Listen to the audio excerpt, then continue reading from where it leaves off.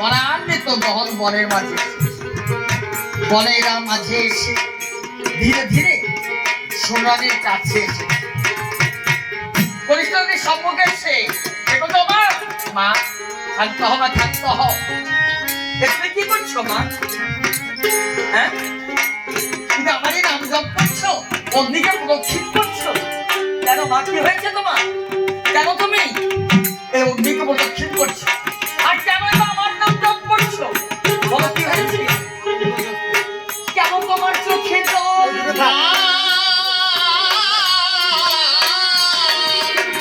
বলো কেন তোমার চোখে জল? কেন তুমি কান্না করছো?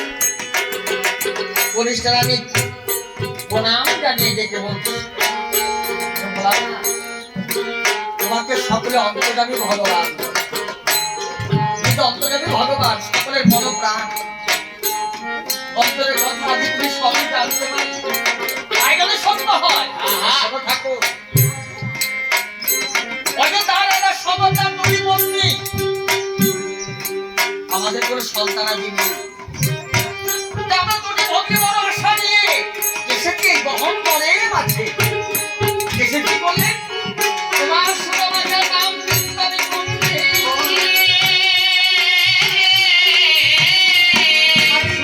নাম জপ করলে। আর তুমি কি করলে? নির্বিচারের বনের মাঝে এসে বড় দিদিকে আশীর্বাদ, বড় দিদি মা হবে, বড় দিদি মা হলো। কিন্তু বলো তো আমি কি অন্যায় করেছি? আমি তো অন্যায় করেছি, আমি কেন মা কোথায় করে বলো তো?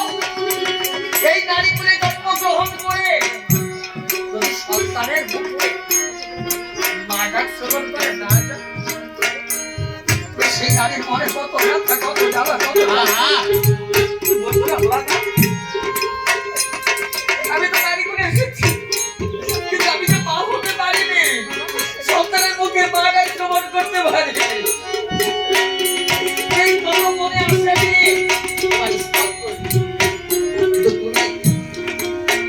তুমি আমাকে না বলে বঞ্চিত বড়দের আশীর্বাদ করবে, কিন্তু আমি নাই। এই মনে মনে স্থির করেছি এই নারী করে এসে যখন মা হতে পারলেন তবে এই দেহে প্রাণ রেখে দিলাম। এই মনে মনে স্থির করেছি এই পাপ দেহে প্রাণ রাখবো। এই দেখো ঠাকুর অগ্নি পর্যন্ত করেছি, তোমার সুদামাটা শিবনাম জপ করে অগ্নিতে ঝাঁপ দিয়ে প্রাণ বিসর্জন করো। আর এখন তুমি এসেছো বিলম্ব করা ঠাকুর, আমি এখনই প্রাণ বিসর্জন দে বাড়িতে মহাদেব। দেখো বাবা মা গো শান্ত হবা, শান্ত। এবার তোমার মনের ব্যথা বুঝতে পেরেছি, তোমার মনে করে আশা তুমি সন্তানের মা হতে চাও। ঠিক আছে মা, আমি তোমাকে আশীর্বাদ করি। এই দেখো জননী, আজ আমি তোমার মস্তকে হস্ত রেখে আশীর্বাদ করি। আমার তুমি এখন গৃহে যাও, তুমি আমার পরে 1টি 2টি 4টি 5টি 10টি 20টি নয়, একে একে 60,000 সন্তানের মা হবে। মহাদেব পরিষ্কারের মস্তকে হস্ত রেখে আশীর্বাদ করেছে, সে তারই পরে 1টি 2টি 4টি 5টি 10টি 20টি নয়, একে একে 60,000 সন্তানের মা। পরিবার শ্রবণ করে পরিষ্কার আমি কি সইতে পারি? প্রভুর চরণ জড়িয়ে ধরে কেঁদে কেঁদে বলতে না ভগবান, তোমার কাছে চেয়েছি বল, কিন্তু তার প্রতিদানে তুমি আমাকে অভিসম্পাদ করো। কেন জানো তোমার অভিশাপ? তোমার কাছে কি বর্ষ অপরাধ? যদি তোমার কাছে বর্ষ অপরাধ, তোমার মনে যদি ছিল আমাকে বর দেবে না, দিতে না, অভিশাপ কেন? আমি কি অপরাধ করেছি? আমি কি অপরাধ করেছি বাবা? আমি কি অন্যায় করেছি? এবার যে মহাদেব দেখলো না, তুমি কি আমার কাছে আমি তোমাকে অভিশাপ করেছি? কখন মা? আমি কখন তোমাকে অভিশাপ করি? তোমাকে অভিশাপ দেইনি। পরিষ্কার বলছে ঠাকুর, এই জন্য তোমার নাম হয়েছে ভোলানাথ। তোমার নাম ভোলানাথ কেন হয়েছে? তুমি কখন কি করো, কাকে কি বলো, তা কিছুই মনে থাকে না। সব তুমি ভুলে যাও। তাই ভক্তগণ তোমার নাম রেখেছে ভোলানাথ। আমি বলছি এ ভোলানাথ, আর বলো না, তুমি যে এখনই আমাকে অভিশাপ করো, আমি তোমার পরে 60,000 সন্তানের মা, এ কখনো সম্ভব?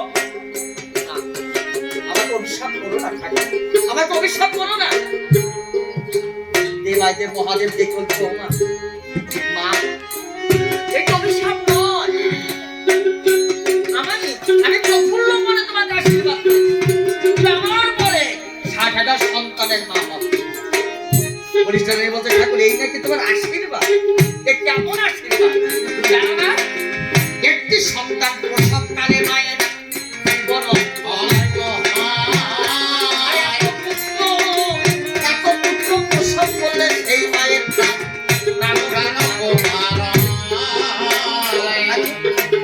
এই জগতের মা, মা যখন সন্তান প্রসব করে তখন কত মায়ের প্রাণ চলে যায়। কত মার কখনো এই পৃথিবীর আলো আকাশ দেখতে পারে না। সন্তান প্রসবকালে কত মায়ের প্রাণ চলে যায়। আর তুমি আমাকে কি বললে আমি একে একে 60,000 সন্তান প্রসব করবো? কেমন করে বলো তো, কেমন করে? কেমন সম্ভব? না ঠাকুর না, তুমি আমাকে অভিশাপ করো না ঠাকুর, আমাকে তুমি বেশি অভিশাপ করো। এই বাড়িতে মহাদেব দেখে বলছে এবার আমি বুঝতে পেরেছি সন্তানের মা হবে কিন্তু প্রসব যন্ত্রণার ভয় হচ্ছে। কেমন মা হবে? সন্তানের মা হবে কিন্তু প্রসব যন্ত্রণার ভয় হচ্ছে। কিন্তু মা তুমি কি জানো না, পর যখন দিয়েছি মা তোমাকে হতেই হবে। তো তোমার মনে বড় প্রসব যন্ত্রণার ভয়, ঠিক আছে আমি তোমাকে আরো আশীর্বাদ করছি। ও মা, তুমি কি মাকড়সা দেখেছো? মাকড়সা, মাকড়সা যেমন একটি ডিম্ব প্রসব করে, আর ওই ডিম্ব হতে যখন আর তার শত শত শাবক সৃষ্টি হয়, প্রথমে একটি ডিম্ব স্বরূপ মাংসপিণ্ড প্রসব করবে, আর ওই ডিম্ব হতে তোমার একে একে 60,000 সন্তান সৃষ্টি হবে। আমি তোমার সন্তানদের আশীর্বাদ করছি, ওই সন্তানদের স্তম্ভ পুত্রদের লালন পালন করতে হবে। ওরা ভূমিষ্ঠ মাত্রে বলিষ্ঠ বলবান হবে। ঘরে যাও, বলিষ্ঠ রানী প্রভুর চরণে প্রণাম জানিয়ে ত্বরান্বিত অযোধ্যায় যাত্রা। অযোধ্যায় এসে সর্বরাজের দরবারে দাঁড়িয়ে দেখতে বলছে মহারাজ, আমি মহাদেবের কৃপায় সন্তানের মা হতে চাই, আমাকে আশ্রয় দিন। সর্বরাজ বলিষ্ঠ রানীকে আশ্রয় দিন। যখন মায়ের পূর্ণমাস পূর্ণদিন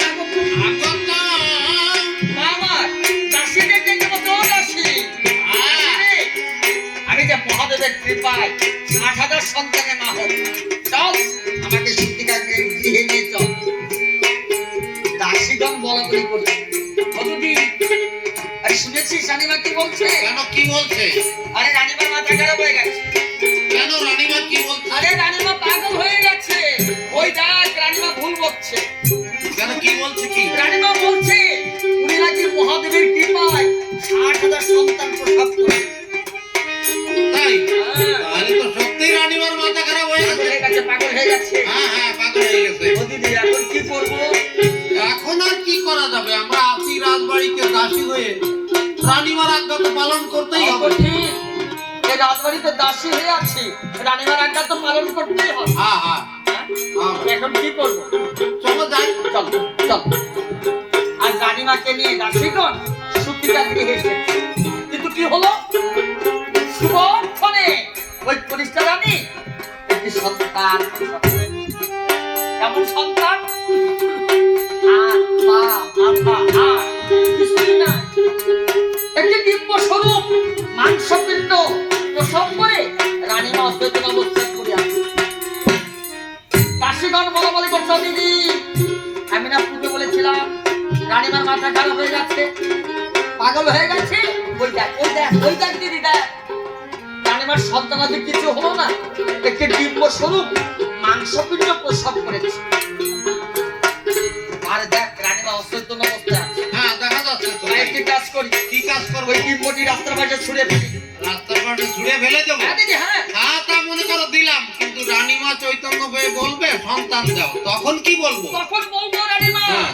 তোমার সন্তানাদি কিছুই হয়নি, তুমি মিশামিশি অচেতন অবস্থায় পড়ে আছো। হ্যাঁ ঠিক আছে, তবে তাই করি। হ্যাঁ, তাই তো। হ্যাঁ। চলো চলো দিদি চলো। কাশিগঞ্জ ওই ডিম্ব টিনে যাত্রা করেছে। কি করলেন? ডিম্ব ছুঁড়ে রাস্তার পাশে ফেলিল যখন। ডিম্ব ছিঁড়ে শাখারে ভাই দাঁড়ালো তখন। কেহ আসে কেহ নাচে, কেহ দিল গায়। তাহা দেখে কাশিগঞ্জ দাঁড়াইয়া দ্রুতগতি ধায়। যখন ডিম্বটি রাস্তার মাঝে ছুঁড়ে ফেলেছে, ওই ডিম্ব ছিঁড়ে এক এক অসংখ্য সন্তান ভূমিষ্ঠ মধ্যে মরিষ্ঠবলবান হচ্ছে। কে দৌড়াচ্ছে, কে খেলা করছে, কে গান গাইছে, কে নৃত্য করছে। ওই দর্শন করে কাশীগঞ্জ পরাজিত মহারাজের কাছে এসো মহারাজ। হ্যাঁ বলো। মহারাজ হ্যাঁ বলো। সর্বনাশ, কেন কি সর্বনাশ? আপনি একদিনে শেষ।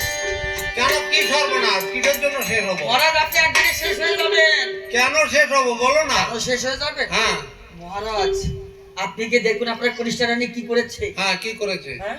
কি করেছে? আপনার কনিষ্ঠা রানী অসংখ্য সন্তান প্রসব করেছে। বাড়ি ঘর খেলার মাঠ সকল স্তরে আপনার সন্তান, আপনার সন্তান, আপনার ও সন্তান। তোমার একটাও নাই? মহারাজ আমার না, আপনার সব। আচ্ছা সব আমার? আর মহারাজ তো এর সর্বনাশের কি আছে? তো আনন্দের বিষয়। এই যে এতগুলি সন্তান হ্যাঁ। যখনই আপনার রান্নাঘরে বসবে হ্যাঁ। জায়গা তো মোটেই হবে না মহারাজ।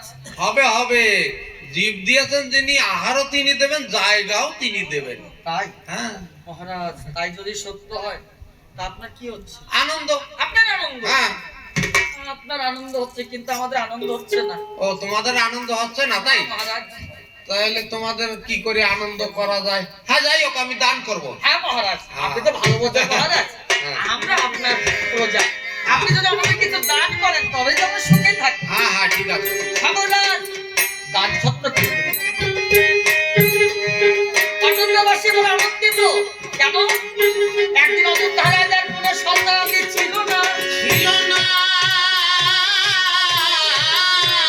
কোনো সন্তান ছিল না। আজ অযোধ্যা রাজার সদর কাজ এক লাখে 60,000। রাজার মনে যেমন আনন্দ, প্রজাদের মনে বড় আনন্দ। আনন্দের সহিত অযোধ্যার কাল যাপন, সকলে অযোধ্যার কাল যাপন করবে। কিন্তু একদিন সদর রাজা তার মহামন্ত্রীকে দেখতে বলছে, মন্ত্রীমণ, এ মন্ত্রীমণ, এই তো আমার 60,000 সন্তান, এটা আমি কেমন করে লালন পালন করবো?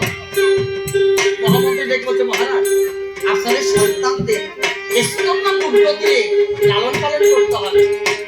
আপনি কি কাজ করুন, আপনার সন্তানদের জন্য সুশিক্ষার ব্যবস্থা করে দিন আর বাসস্থান নির্মাণ করুন। সগরাজ তাই করুন। কিন্তু সগর রাজার জ্যেষ্ঠ পুত্র অশ্বমঞ্জা, অশ্বমঞ্জা যখন দিনের দিনে যৌবনে পদার্পণ করেছে,